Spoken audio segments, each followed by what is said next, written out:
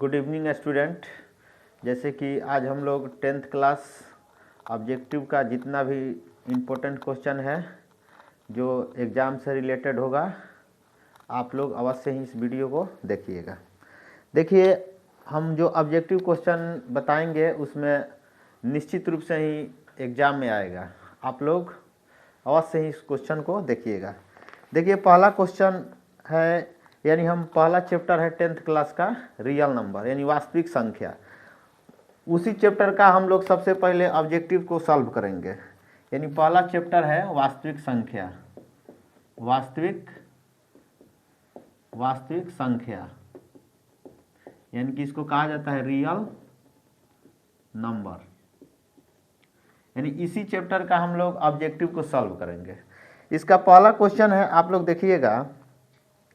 बोला है कि यदि भाग एल्गोरिथम a = bq + r में b का मान 4 दिया है, q का मान 5 दिया है और r का मान 1 दिया है, तो पूछा है a का मान क्या होगा। यानी पहला क्वेश्चन दिया है, यूक्लिड का फॉर्मूला दे दिया है a = bq + r और इसमें कुछ मान दिया हुआ है जिसमें b का मान दिया है 4 और q का मान दिया है 5 और r का मान दिया है 1। तो इसमें a का मान पूछा है कितना होगा, और ये क्वेश्चन पूछा हुआ है 2025 में ही पूछा हुआ है। तो इसमें हम क्या करेंगे, इसमें b का मान रखेंगे, q का मान रखेंगे और r का मान रखेंगे, और जैसे ही इस मान को रखेंगे तो a का मान निकल जाएगा। तो सबसे पहला काम होगा, a बराबर b का मान कितना है 4 गुणे q का मान 5 प्लस है तो प्लस, r का मान कितना है 1 है तो 1। यानी a = कितना हो जाएगा 5 × 20 1 21। यानी a का मान कितना हो जाएगा 21। यानी इसमें ऑप्शन में दिया है ऑप्शन नंबर बी। यानी इस क्वेश्चन का जो सोल्यूशन होगा ऑप्शन नंबर बी हो जाएगा। ठीक है। और इसमें हम लोग दूसरा क्वेश्चन देखेंगे। ये पहला था, इसमें दूसरा क्वेश्चन आप लोग देखिएगा। दूसरा क्वेश्चन दिया है, देखिएगा आप लोग कि px = दिया है, px = दिया है x के पावर 4 - 2x³ + 17x² + 30, और यहाँ पर दिया है qx बराबर आपका दिया हुआ है x + 2। यानी कह रहा है बाबू क्वेश्चन में कि px का मान दिया है और ये qx का मान दिया है। इसमें आपको इतना ही पूछा है कि इससे भाग देने पर भागफल का घात क्या होगा। तो देखिए, इस तरह के क्वेश्चन में, और इसमें ऑप्शन भी आपको दिया है। आपको ऑप्शन दिया है 6, बी ऑप्शन में दिया है 3 और सी में दिया है 4 और डी ऑप्शन में दिया है आपका 5। तो इस क्वेश्चन का सॉल्यूशन के लिए हम लोग क्या करेंगे, जब इसमें भाग दिया जाएगा तो हम क्या करेंगे, आपका ऑब्जेक्टिव क्वेश्चन है तो उसी के हिसाब से हम लोग इसको हल करेंगे। तो इसमें देखिएगा, जब इससे भाग दीजिएगा तो इसमें और इसमें इसका पावर और इसका पावर देखिएगा। देखिए, इसका पावर 4 है, इसका पावर 1 छिपा हुआ है, तो 4 में से 1 जाएगा तो कितना होगा 3 होगा। यानी इसका ऑप्शन कौन हो जाएगा, ऑप्शन नंबर बी हो जाएगा 3। इस तरह का क्वेश्चन में आप लोग को टाइम नहीं देना है, क्योंकि ये ऑब्जेक्टिव क्वेश्चन है। आप कितना हल करिएगा तो आपको एक ही नंबर मिलने वाला है। इसीलिए आप इसमें इसका पावर 4 है, इसका पावर 1 है, जब भाग दीजिएगा तो यहाँ पर सीधे आपको 4 में से 1 जाएगा तो कितना बचेगा 3 बचेगा। यानी ऑप्शन नंबर बी हो जाएगा। आगे देखिएगा बाबू, ऑप्शन नंबर और क्वेश्चन नंबर 3। क्वेश्चन नंबर 3 देखिएगा आप लोग। क्वेश्चन नंबर 3 है बाबू कि इसमें आपको शांत और अशांत बोला है। इसमें कौन शांत है और कौन अशांत है, इसमें पहचान करने के लिए दिया है आपको शांत। यानी देखिएगा,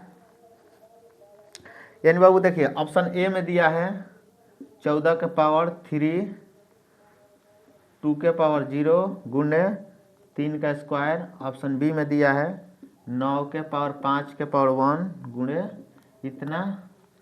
सी दिया है 8।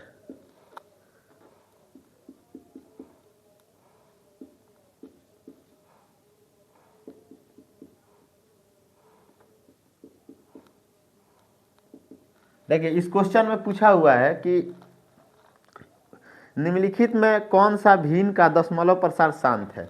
इसमें आपको शांत बताना है। तो देखिए बाबू, शांत कौन अशांत होता है, कौन शांत होता है, हमेशा हम लोग क्या देखते हैं इसमें कि नीचे वाला हमेशा देखते हैं, आपको ऊपर नहीं देखना है। शांत और अशांत का फैसला करने के लिए आपको नीचे देखना होगा। अगर देखिएगा इसमें हम लोग क्या करते हैं कि यदि नीचे का जो पावर होता है, यानी नीचे में अगर आपका खंड करने पर यदि 2 और 5 के अलावा कोई भी संख्या रहता है तो वो अशांत में जाता है। अगर नीचे 2 और 5 के अलावा कोई भी संख्या रहता है तो वो शांत में जाता है, अशांत में जाता है। और आप यहाँ देखिएगा, और इसमें देखिएगा यहाँ 3 है, यहाँ पर 3 है, यानी ये अशांत हो जाएगा। और यहाँ पर देखिए 2 और 5 के अलावा कुछ भी हो जाएगा तो अशांत होगा, ये भी अशांत होगा। और यहाँ देखिएगा यहाँ भी 3 आ गया है तो ये भी अशांत होगा। अब देखिए 2 और 5 यही बच रहा है, तो जिसमें 2 आ जाए अकेला या केवल 5 आ जाए या दोनों एक साथ मिल जाए तो समझिए वहीं क्या होता है, शांत होता है। तो ऑप्शन नंबर डी क्या हो जाएगा, आपका शांत हो जाएगा। अगला क्वेश्चन देखिएगा आप लोग, इसमें दिया है कि अगला देखिए बाबू, अगला क्वेश्चन देखिएगा, अगला क्वेश्चन आप लोग ध्यान दीजिएगा। देखिए बाबू, तो ये क्वेश्चन है, आप लोग ध्यान दीजिएगा, 156 के पावर ये दिया हुआ है और इसमें x + y + z का मान पूछा हुआ है और ये ऑप्शन आपका दिया हुआ है। तो आप इस तरह के क्वेश्चन में यहाँ देखिएगा, हम लोग भी क्या करेंगे यहाँ पर कि इसको पावर के रूप में तोड़ देंगे, 156 को पावर के रूप में इसे तोड़ देंगे। तो सबसे पहला काम 156 को खंड करिएगा तो कितना आएगा, 2 2 7 14 2 8 16, ये आ जाएगा 2 2 3 6 और 2 9 18, ये हो जाएगा बाबू 3 13 3 39, 13 कम 13 हो जाएगा। अब इसको 156 को हम अभाज्य गुणनखंड में इसको तोड़ दिए हैं, तो आप कितना लिख सकते हैं 156 के लिए, तो 2 के पावर 2 गुने 3 गुने 13, ये हो गया। अब बराबर 2 के पावर x गुने 3 के पावर y प्लस 13 के पावर z। तो अब देखिएगा यहाँ पर जब इसका ये बेस है, ये क्या होता है, पावर होता है, इसका बेस इसका बेस इसका बेस, ये बेस क्या हो जाता है, दोनों ओर का बराबर हो जाता है, तो पावर भी क्या कर लेते हैं, बराबर। यानी बेस जब सेम हो तो पावर भी क्या हो जाएंगे, सेम हो जाएंगे। यानी x का मान 2 हो जाएगा और y का मान 1 हो जाएगा और z का मान भी 1 हो जाएगा, क्योंकि जब बेस सेम है, इधर का बेस और इधर का बेस सेम है तो पावर भी क्या हो जाएगा, बराबर हो जाएगा। तो x का मान, यहाँ x का मान 2 और यहाँ y का मान 1 और z का मान कितना हो जाएगा, 1 हो जाएगा। यानी x + y + z का मान पूछा है, x + y + z बराबर पूछा हुआ है।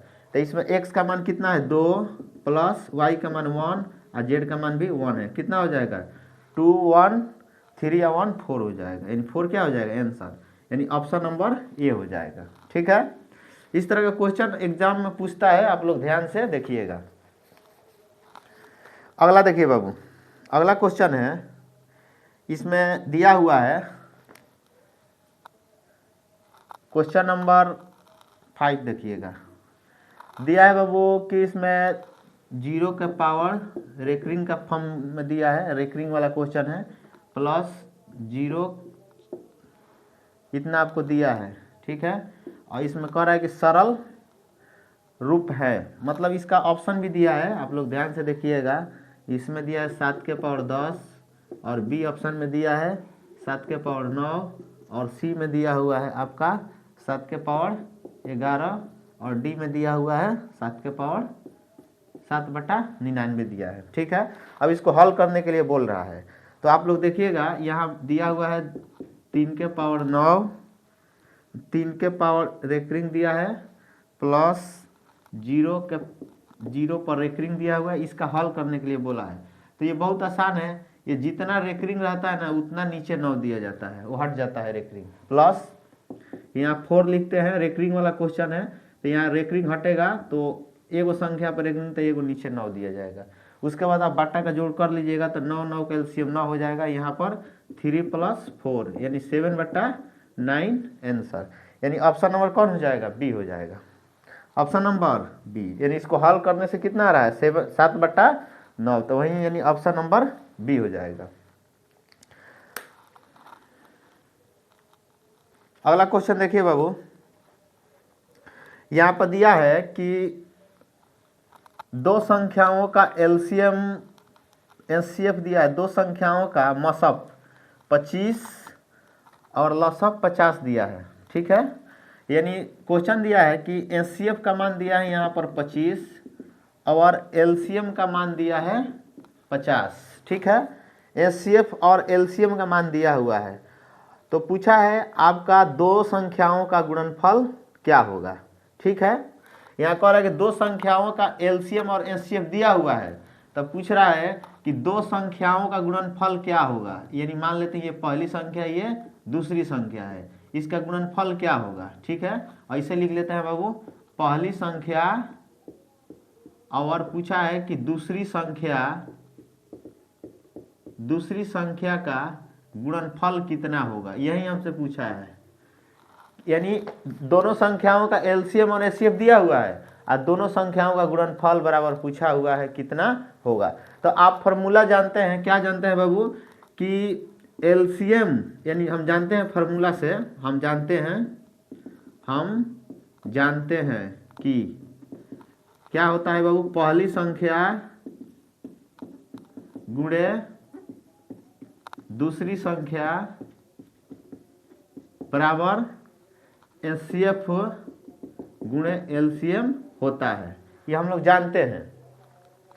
तो इसमें पहली संख्या दूसरी संख्या का गुणनफल पूछा हुआ है, तो यहाँ लिख देंगे बाबू, पहली संख्या गुणे दूसरी संख्या बराबर एचसीएफ का मान कितना दिया है 25 और एलसीएम का मान कितना दिया है 50, यानी बाबू गुणा करिएगा तो कितना हो जाएगा 1250 आंसर।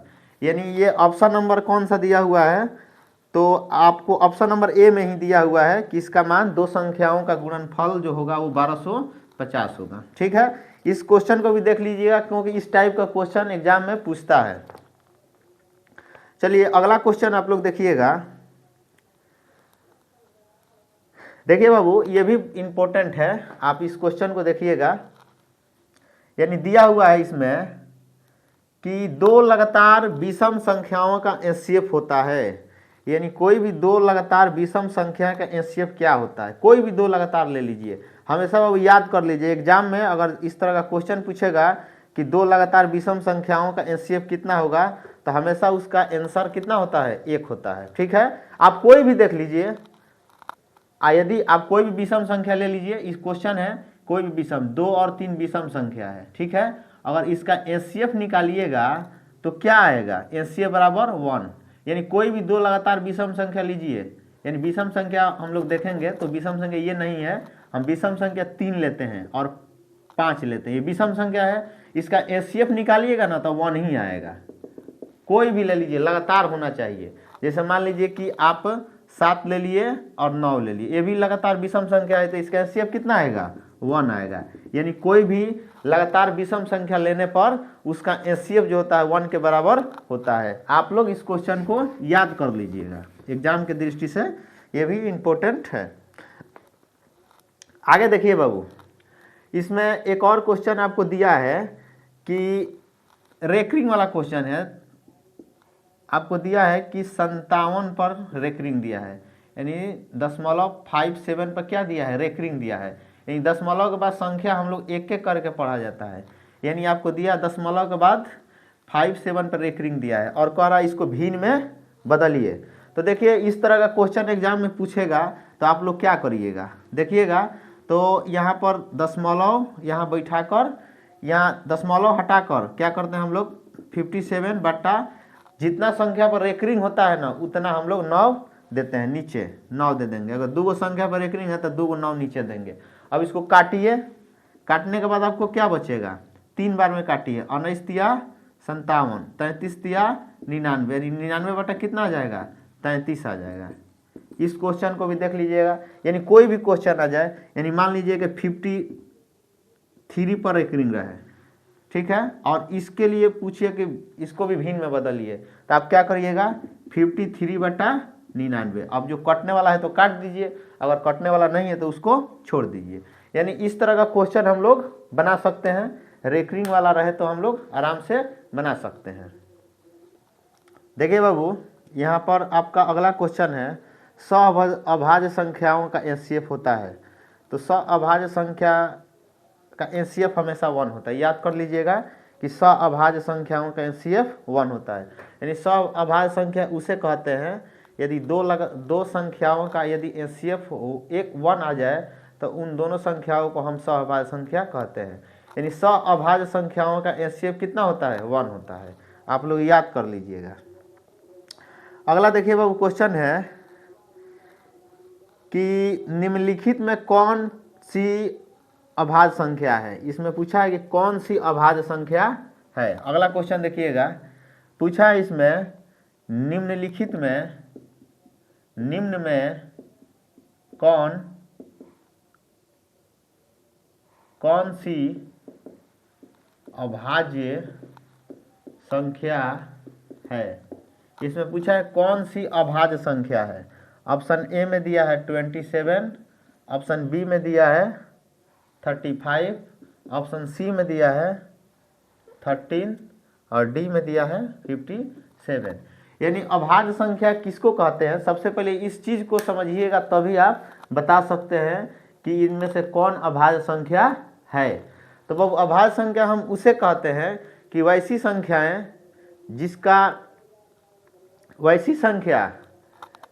अभाज्य संख्या किसे कहते हैं।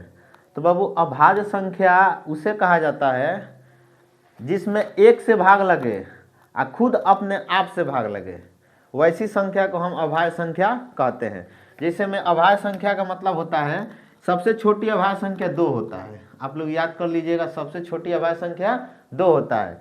यानी आपसे पूछा जाएगा अभाज्य संख्या किसको कहते हैं, तो वैसी संख्या जिसमें एक से भाग लगे और खुद अपने आप में भाग लगे।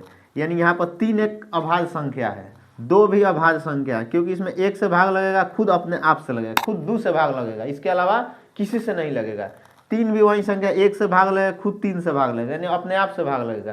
तो इस तरह के संख्या को हम अभाज्य संख्या कहते हैं। तो इसमें पूछा है कौन सा अभाज्य संख्या है, तो बताइए बाबू, इसमें तो एक से भाग लगेगा, अपने आप से भी लगेगा, इसके अलावा किसी अन्य से भी भाग लग जा रहा है। इसका मतलब ये अभाज्य संख्या नहीं है, ये भी अभाज्य संख्या नहीं है, और बाबू ये भी अभाज्य संख्या नहीं है। तो है कौन, तो ये 30 है, क्योंकि इसमें एक से भाग लगेगा, अपने आप से लगेगा, इसके अलावा किसी से नहीं ये लगेगा भाग, इसीलिए ये क्या है, अभाज्य संख्या है, यानी प्राइम नंबर है। और बाबू एक चीज़ याद कर लीजिएगा, एग्जाम की दृष्टि से इम्पोर्टेंट है कि एक जो होता है, एक न ही अभाज्य संख्या होता है और न ही भाज्य संख्या होता है। मतलब एक को हम लोग किसी श्रेणी में नहीं रखते हैं। आपसे पूछा जाएगा सबसे छोटी भाज्य संख्या कितना है, तो सबसे छोटी भाज्य संख्या जो होती है वो 4 होती है। सबसे छोटी अभाज्य संख्या कितना होता है, तो 2 होता है। आप लोग इस चीज़ को याद कर लीजिएगा। अगला क्वेश्चन आप लोग देखिएगा, तो आपका अगला क्वेश्चन पूछा है कि 144 के अगला क्वेश्चन में पूछा है कि 144 के अभाज्य गुणनखंड में 2 का घातांक क्या है। यानी 144 के अभाज्य गुणनखंड में 2 का घात क्या है। यानी वो इस तरह का क्वेश्चन पूछता है। ऑप्शन ए में दिया है 3, बी में दिया है 6, सी में दिया है 4 और डी में दिया है 5। यानी पूछा है कि 144 का अभाज्य गुणनखंड में 2 का घात क्या है। तो आप लोग सबसे पहला काम 144 को क्या करिएगा, खंड करिए, अभाज्य गुणनखंड निकालिए 2 बार में, ये 7 हो जाएगा, 2 7 14, 2 दूना के 4, फिर ये 2 से कटेगा, 2 3 6, 2 6 के 12, फिर 2 बार में 18, ये कितना होगा 2 दूनावा 18, तितरी के 9 और 3 एकम 3। यानी बाबू 144 को खंड करिएगा तो आपको कितना आएगा, 2 कितना रहा, 1 2 3 4 आ रहे हैं, 2 के पावर 4 और 3 के पावर 2। तो आपको 144 में 2 का घात पूछा है, तो 2 का घात कितना दिया है 4, यानी 2 का घात पूछा है कितना होगा, तो 2 का घात कितना होगा 4 होगा। यानी ऑप्शन नंबर कौन हो जाएगा, सी हो जाएगा। 2 का घात पूछा है तो 2 का घात खंड करने पर कितना आया, 4 आया है, तो वहीं आपका 4 आंसर हो जाएगा। आगे देखिएगा, अगला क्वेश्चन है, अगला दिया है बाबू कि इसमें निम्नलिखित में किसका दशमलव प्रसार अशांत है, किसका दशमलव प्रसार अशांत है। ठीक है, ये भी क्वेश्चन ठीक है, आपको पूछा हुआ है कि किसका दशमलव प्रसार अशांत है। देखिए अगला क्वेश्चन, किसका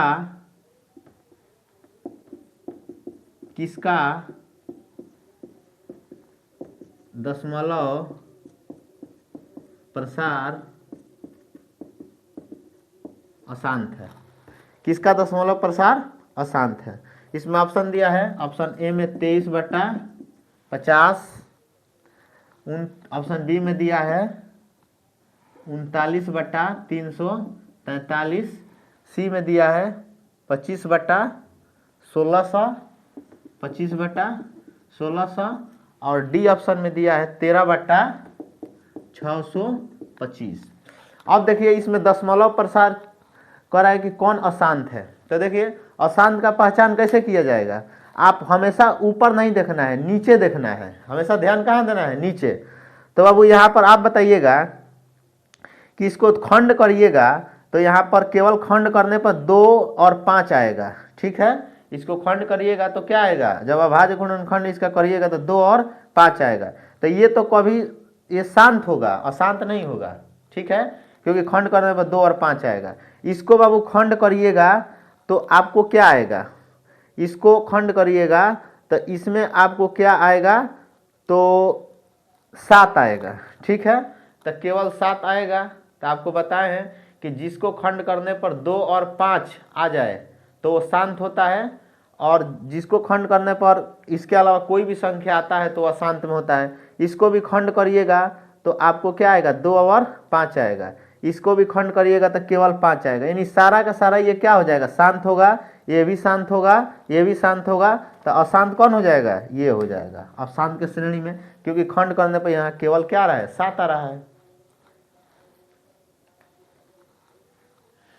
अगला क्वेश्चन देखिए बाबू, यहाँ पर आपको दिया है π/3 है, π/3 है। इसमें दिया है परिमेय संख्या होगा कि अपरिमेय संख्या होगा कि पूर्णांक संख्या होगा कि इनमें से कोई नहीं। ठीक है, तो ध्यान दीजिएगा कि आपको पहले से ही मालूम है कि पाई क्या है, एक अपरिमेय संख्या है। पाई एक क्या है, अपरिमेय संख्या है। तो अपरिमेय संख्या में पाई जब अपरिमेय संख्या है और उसमें 3 से भाग दीजिएगा उसके बाद भी वो अपरिमेय संख्या होता है, यानी π/3 क्या होगा, अपरिमेय संख्या होगा। क्या होगा, अपरिमेय संख्या होगा, क्योंकि आपको मालूम है पाई अपरिमेय है, तो अपरिमेय में अगर 3 से भाग देते हैं ना तो अपरिमेय आता है, यानी क्या हो जाएगा, ये अपरिमेय संख्या होगा।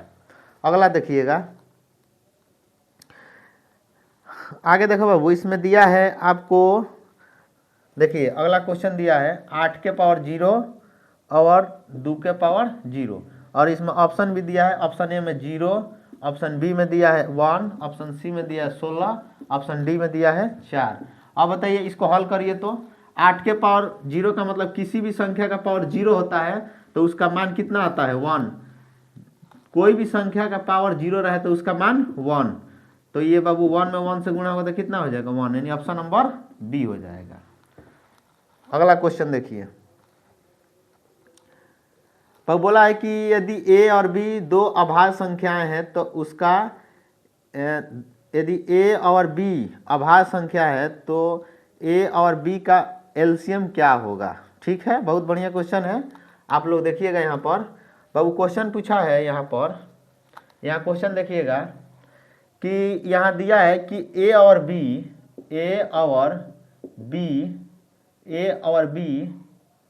अभाज्य संख्या है, अभाज्य संख्या है, तो a और b का एलसीएम क्या होगा।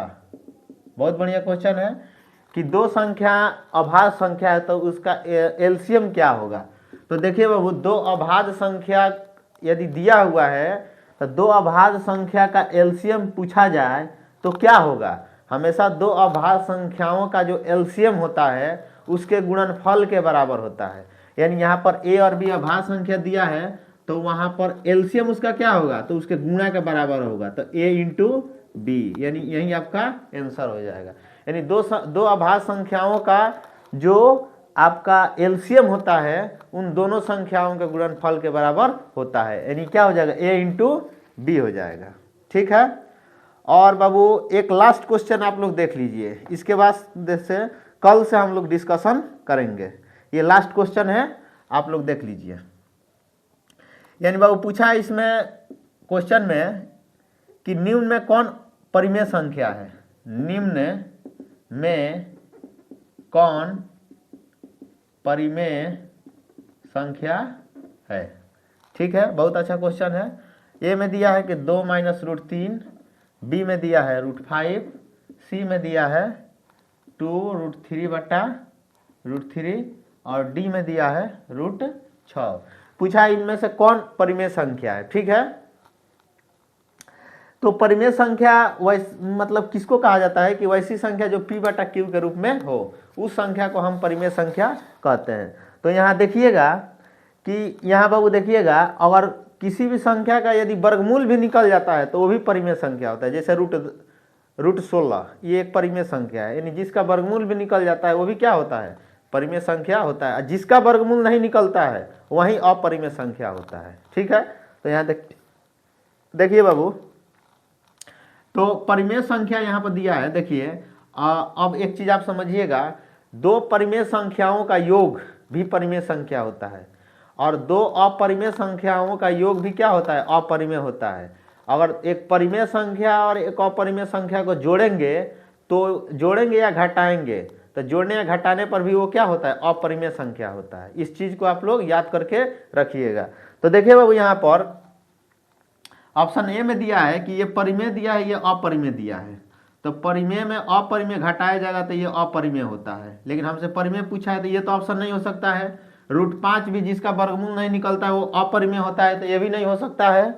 और यहाँ ध्यान दीजिएगा, और बाबू यहाँ √3 और √3 है, पहले काट लीजिए उसके बाद चेक करिएगा। तो काटने के बाद क्या बचेगा, 2, तो 2 क्या है, एक परिमेय संख्या है।